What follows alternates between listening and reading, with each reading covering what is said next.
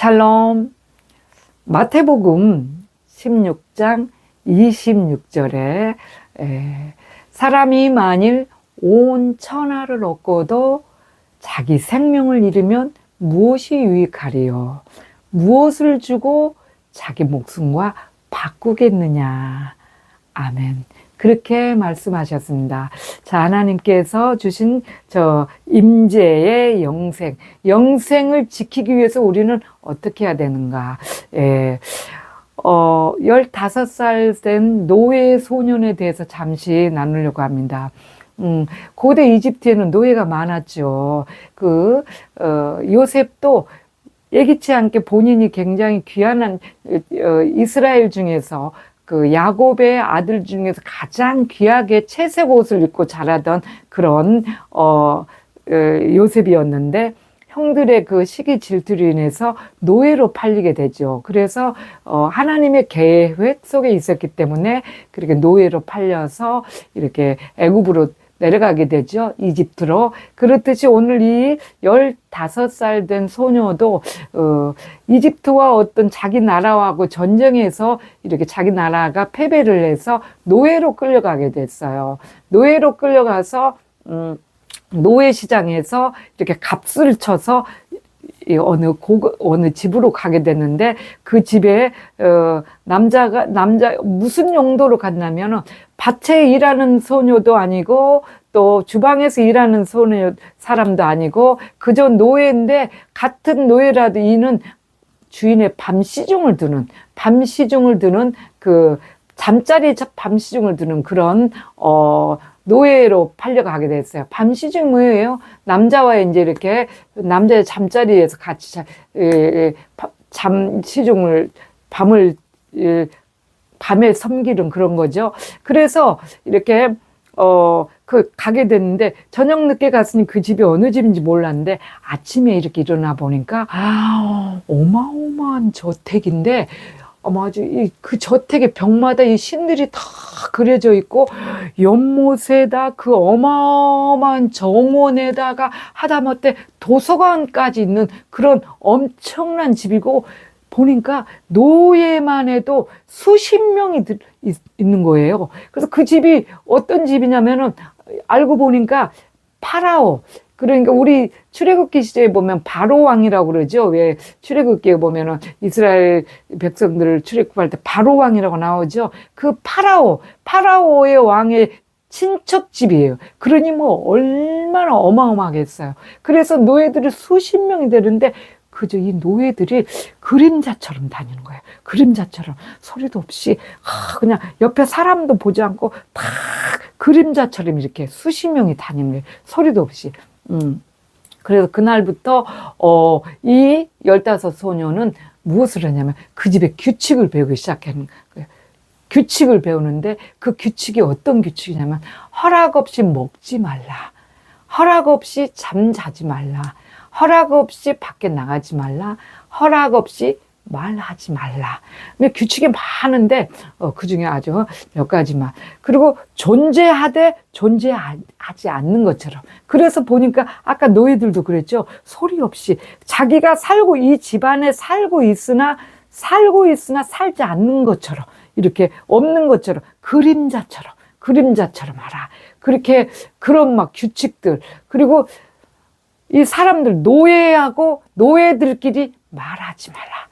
그래서 노예들이 그렇게 많아도 말하는 노예들이 없는 그 규칙에서 벗어나면은 다른 데로 팔린다든지 죽임을 당한다든지 그런 어떤 그 규칙에 합당해야지만 그 집에서 그 규칙이 여러 가지 일도 완벽하게 뭐든지 잘하는 노예들만 이게 남지 안 그러면 딴 데로 팔려간다든지 죽는다든지 그런 상황이에요.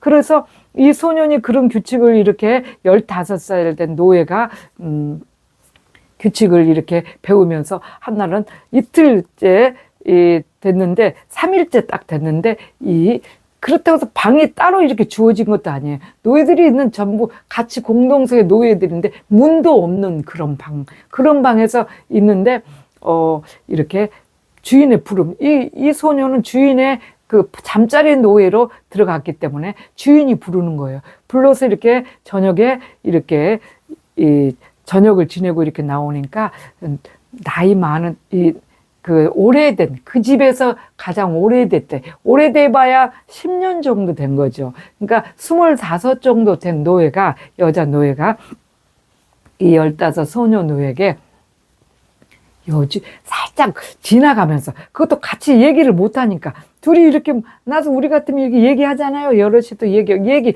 밤에도 이렇게 서로 모여서 얘기할 수 있고 그런 규칙이 절대 그렇게 할 수 없어요. 그렇기 때문에 이렇게 지나가다가 아무도 안 보는 아무도 볼 수 없게 귀에 대고 속삭이듯이 여주인의 눈에 띄지 마세요. 이렇게 얘기를 한 거예요. 오래 남으려면은 여주인의 눈에 띄지 마세요. 그렇게 하고는 그림자처럼 또 빨리 가버리는 거예요. 그래서 그게 무슨 말인지 물어보고 싶은데 언제 가버렸는지도 모르게 그림자처럼 가버리는 거예요. 그렇게 하면서 또 규칙이 뭐냐면은, 규칙이 많겠죠. 또 뭐냐면은, 아무리 슬퍼도 또 힘들어도 또, 아파도 표정으로 나타나면 안 되는 거예요. 그러니까 전부 무감각이죠. 이렇게 얼굴들이 다 전부 그렇게 여주인을 이렇게 딱 복도에서 만났는데 이 15 소년을 딱 보더니 이렇게 와서 얼굴을 탁 치켜들더니 오래 못 가겠군. 그렇게 얘기를 하는 거예요. 아주 섬뜩하게 아주 그렇게 얘기하는 거예요. 그래서 이 잠자리 소년으로 간 이 노예는, 이 소년은 이 노예 시장에서 벌써 키와 엉덩이와 이 골격 막 이런 게 험이 없어야 되고 아주 이빨 세세까지 다 검사를 하고 이렇게 값을 비싸게 주고 이게 집사가 하는 말이 이 주인의 잠자리 시중두는 노예로 쓰겠습니다. 그렇게 얘기를 해서 그렇게 왔거든요. 가격이 그러니까 잠자리 시중에 맞게 이제 온 거예요.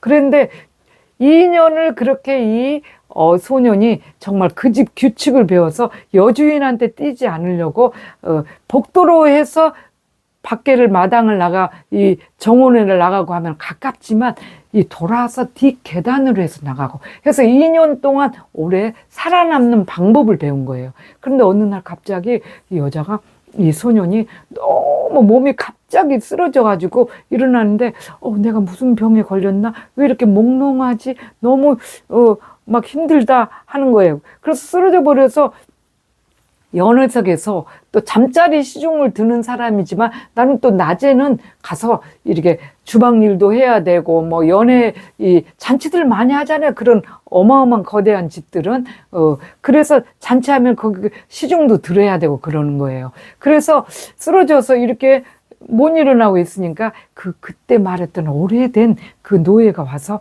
배를 이렇게 만지더니 두려워하지 마세요. 이것이 당신을 지켜줄 거예요. 지켜줄 수 있을 거예요. 이렇게 얘기를 한 거예요. 그래서 이것이 나를 지켜준다고? 도대체 이게 뭐야? 그랬는데 그 다음날부터 입덧을 막 하기 시작하는 거예요. 심하게. 입덧을 시작하는데 아이를 가지게 된 거죠. 그래서 아이를 가져서 정말 18살에 아이를 낳게 된 거예요. 아이를 낳게 되는데 아무리 아파도 슬퍼도 힘들어도 표정을 내면 안 되고 소리도 내면 안 되니까 바닥을 막 다 긁어서 막 바닥 긁다 보니까 손톱이 다 빠질 정도로 긁고 이렇게 해서 아이를 낳았어요. 건강한 사내 아이를 낳은 거예요. 주인이 와가지고 보물 다루듯이 너무 좋아하는 거예요. 그동안엔 노예들이 주인의 아이들을 낳은 아이들이 많았지만 주인이 노예는 노예일 뿐이기 때문에 그냥 노예로 사는 거죠. 거기는 노예들이 애를 낳으면 특별히 딸과 또 이렇게 시원찮은 아이들은 그냥 아들로 그걸 인정을 안 한다. 그냥 노예로 그렇게 사는 거예요. 평생을. 그래서 이 노예로 그때 노예로 팔려간 사람은 노예는 평생에 노예로 살다 노예로 죽는다. 그렇게 얘기를 했어요. 그래서 노예가 자유를 얻는다는 것은 기적에 가깝다.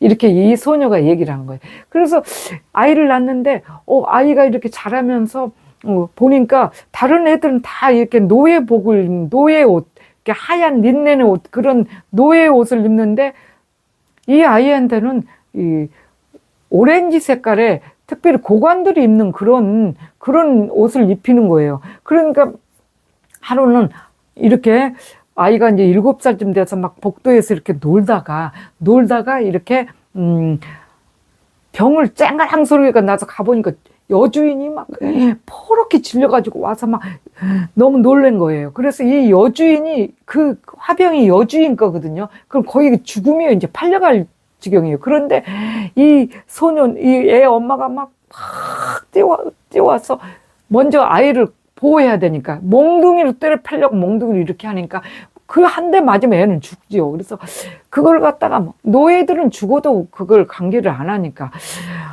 아이를 탁 감싸고, 마님 제가 아이를 잘못 가르쳤습니다. 용서해 주십시오. 그럼 막 아이를 뒤로 숨기면서 막 무릎을 꿇고 얘기를 하니까 이것이 지 엄마를 닮아서 거칠구나 그러면서 그러는 거예요. 그래서 그렇게 몽둥이로 탁 때리면 그 때리는 게 이제 엄마가 맞으려고 딱 이제 맞고 뭐 죽어도 괜찮으니까 엄마는 이런 생각을 하고 이렇게 딱 이렇게 받으려고 했는데 갑자기 집사가 딱 와서 그 여주인의 손을 탁 잡는 거예요. 잡더니 마님, 이 아이는 주인의 호적에 기록 올려진 아이입니다. 딱 그런 거예요. 그러니까 주인이, 그 여주인이 아이가 없었나 봐요. 아이가 없다 보니까 아직 후계자가 없는데 이 아이를 낳을 때부터 호적에 올린 거예요. 이 아이를 유일하게.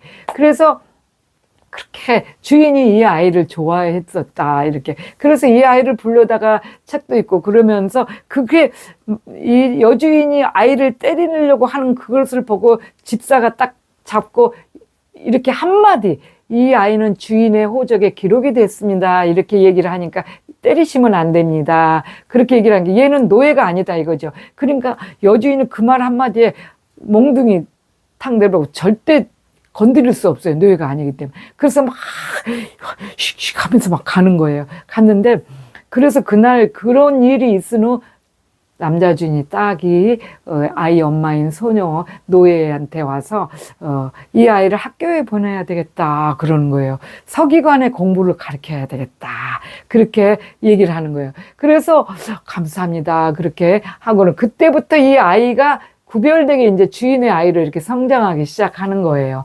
성장해서 이제 아이가 이제 17세 된 게 소녀가 됐고, 그 남자 주인은 그동안에 나이가 많을 때까지 후계자가 없었던 것 같아요. 그래서 나이가 많아서 어느 날 갑자기 죽게 됐어요. 그런데 죽으니까 막 장례를 치르지요. 장례를 치르고 났는데 5일쯤 돼서 장례 치르고, 장례 기간 치르고 5일쯤 되니까 집사가 딱 파피루스에 이만한 큰 종이를 딱 하나 들고 왔어요. 딱 들고 와서 이 소녀의 엄마인, 그 소녀의, 노예 소녀였던 그 아이의 엄마한테 딱 펴놓고, 당신은 이제 자유입니다. 이제 노예가 아닙니다. 이 집안에서 노예를, 새 주인이 당신한테 명령을 내렸습니다. 여기에 이 문서에 당신은 이제 더 이상 노예가 아닙니다. 그러면서 그렇게 딱 이 문서를 딱 갖고 온 거예요. 이제 노예가 아니고 자유인이다. 그런데 이 여자가, 이 아이 엄마가 그동안 19년 동안, 19년이 흘려서 아이가 19년 19살이 됐어요. 그래서 이제 새 주인은, 남자 주인이 죽었는데 19년 동안 그것을 너무나 자유를 갈망했었어요. 갈망하고 그렇게 이 집사 살아남기 위해서 그런 이 규칙적인, 거의 인간으로 존재하지 않은 어느 그림자처럼, 있으되 없는 사람처럼, 사람이 아닌 것처럼 그렇게 살아왔고, 그렇게 살아왔는데 막상 이렇게 노예가 아니고 자유인이다 하니까 뻥해서 내가 노예가 뭐지 이 정도로 그 노예의 19년 동안 습성이 길들여진 거예요. 그래서 그날 저녁에 아들이 딱 와서, 이 아들이 새 주인이 된 거예요. 그 어마어마한 그 집의 저택의 새 주인이 아들이 된 거예요. 그래서 이제 아들이 엄마를 노예 그걸 박탈을 딱 시키고 자유를 주고 그렇게 한 거예요. 그래서 이 여자가 19년 동안 그렇게 갈망했던 그 노예의 노예에서 자유가 되는 것을 이렇게 했는데 항상 이 19년 동안 이 길들여왔던 그게 습성이 나타난 거예요. 가서 이렇게 정원을 이렇게 거닐러도 이젠 노예가 아니다 해도 그게 그렇게 마땅히 누려야 될 자유를 누리지 못하고 살아온 그 시간들이 너무나 벌써 아주 자유인이다, 노예가 아니다. 그렇게 아닌가. 그날부터 모든 사람들이 이 여자한테 대하는 태도가 다르죠. 태도가 달라. 시장에를 이 아들이 와서 새 주인이죠. 그러니까 아들이 와서 나랑 같이 시장 가요. 그래갖고 같이 손잡고 갔는데 예전에는 이 여인이 이 노예 신부로서 이렇게 심부름이나 같이 무슨 일이 장인을 가면은 쳐다도 보지 않아요. 노예는 쳐다보는 거의 물건 소유물이기 때문에 쳐다도 안 보는데 와서 쫓아와서 가방을 들어드릴까요? 이게 좀 앉으시면 안 되겠어요. 그리고 막 앉을 자리를 주고 그러는 거예요. 네, 그렇습니다. 이 여인이 여기서 우리가 정말 놀라게 교훈을 얻어야 될 것이 있죠. 이 여인의 말이 마땅히 이 자유를 다 누구에게나 누려야 되는데 노예들에게 그것이 허락되지 않는다. 그래서 노예 생활에 길들여지니 그 규칙에 따라 살다 보니 자유가 뭔지를 실족하고 산다. 이렇게 말을 했어요. 오늘 마태복음 16장 26절에 사람이 온 천하를 얻고도 자기 목숨을 잃으면 무엇이 유익하뇨? 무엇으로 자기 목숨과 바꾸겠느냐 그랬죠. 그래 이 여인이 정말 그 목숨을 거기서 살아남는 방법을 배우기 위해서 정말 그 규칙을 정확하게 지킨 것이 뭐냐면은 정말 함부로 말도 하지 말고 함부로 먹지도 말고 함부로 밖에 나가지도 말고 함부로 뭐든지 있으나 없는 것처럼 존재하나 존재하지 않는 것처럼 이렇게 너무나 정말 삶에 있어서 이 사람이 더 이상 아니고 그림자 같은 그런 생활을 19년을 해온 거예요. 그래서 결국은 이 자유를 얻었잖아요. 자유를 얻었는데 우리가 그렇습니다. 이 하나님께서 주신 이 영생이 얼마나 귀합니까? 예수께서 정말 우리를 위해서 목숨 대속해 주셔서 우리가 얻은 영생인데 그 영생을 우리는 이 여인처럼 지키고 있는지 그것이 정말 오늘 여러분과 함께 나눠야 될 인지의 공유의 말씀이죠. 우리가 정말 이 영생을 과연 정말 이 세상 것은 보지도 말고 함부로 말하지도 말고 함부로 정말 이렇게 먹지도 말아야 되고 이런 모든 그 세상 것에 대한 것에는 무감각을 하고 살아온 그런 시간들이 되어야 되는데 이 영생을 얻기 위해서 영생을 이미 주신 우리 주님 예수 그때 그 영생을 지키기 위해서 우리가 그렇게 이 여인이 말했던 것처럼 그런데 우리가 원래 너희는 마귀의 자녀였다고 요한복음 8장 44절에 말씀한 것처럼 이 마귀의 습성을 날 때부터 하다 보니까 이 여인이 말했던 것처럼 자유를 얻었는데도 자유인이 과연 어떤 것인지를 모를 정도로 이렇게 계속 길들여진 그것이 귀하고 값진 어떤 벙쪄서 무엇인지 자유가 뭔지도 제대로 이렇게 자유인인데도 불구하고 그게 항상 얼른 그냥 밖에 나가지도 못하고 이런 것이 습관화돼 버린 거예요. 그렇습니다. 그렇게 귀하게 얻은 자유 19년 동안을 정말 거의 사람이 아닌 정말 그림자처럼 존재하면서 얻은 자유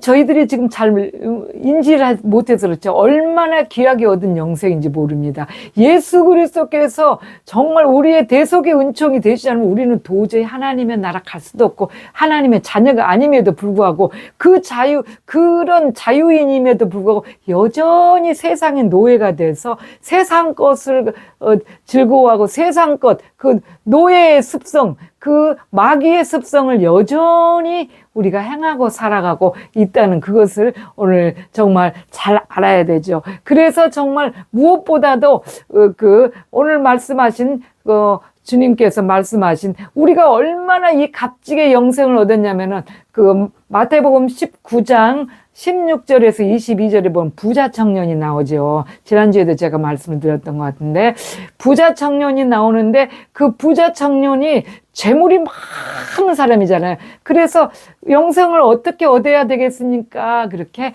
예수님께 여쭤보니 뭐 모든 십계명을 다 지키라고 얘기를 하죠. 계명을. 근데 다 지켰습니다. 그 계명 지키기가 정말 어렵습니다. 그런데 우리 못 지켜요. 그런데 못 지키니까 그런데 우리 주님께서 그 못 지키는 계명을 대신 우리 목숨을 대속해 주셨잖아요.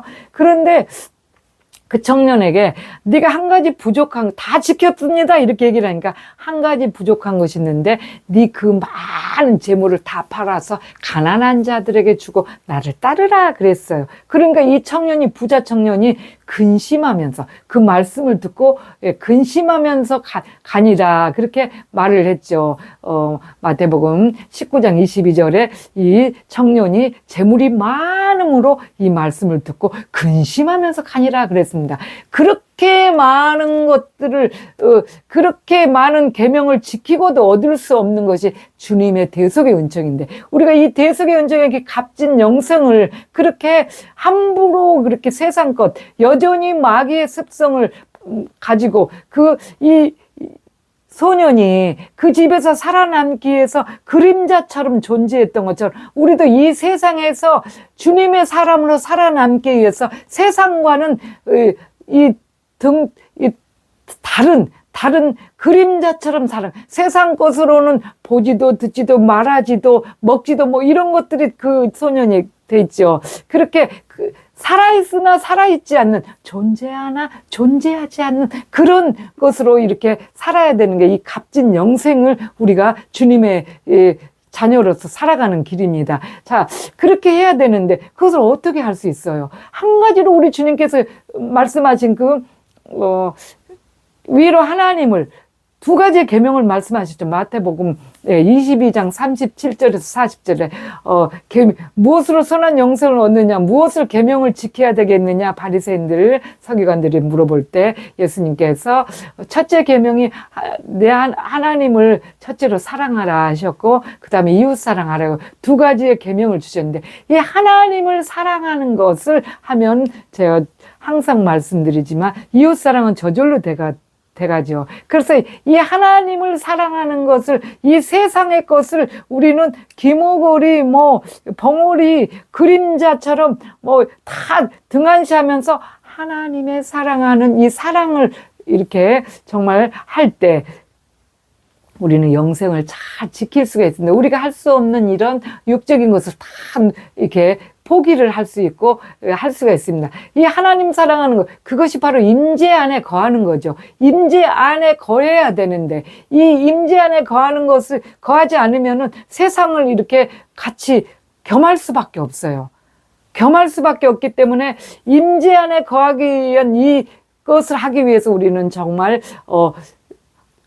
마음대로 먹지도 말라, 사람들하고 말도 하지 말라, 그림자처럼 존재하게, 이렇게 그 노예 생활을 위해서 그거를 갖다 규칙을 그렇게 피나게 지켜왔던 그 소년처럼 우리도 이 주님과의 이 영생을, 정말 값진 영생을 지키고 이 값진 영생 안에 거하기 위해서는 그렇게 세상과는 그런 것들을 이렇게 다 막고 살아야 된다는 거. 그래서 정말 오늘 또 이 임재 안에 거하는 이 방법을 우리가 또 공유해야 되지 않습니까? 정말 저도 어제도 잠시 어떤 일에 있어서 잠시 주님을 이렇게 놓친 적이 있어요. 그래서 정말 그것 때문에 하나님께 너무 이렇게 하나님 용서를 빌고 회개를 드렸는데 무엇보다도 놓친 임재 안에 쭉 지속적인 임재를 거하다 보면은 잠시 놓쳐도 금방 회복이 돼서 또 하나님께서 항상 내 안에 존재하고 있기 때문에 괜찮습니다. 임재라는 게 어떤 신비한 물이 막 떨어지고 그런 게 아니에요.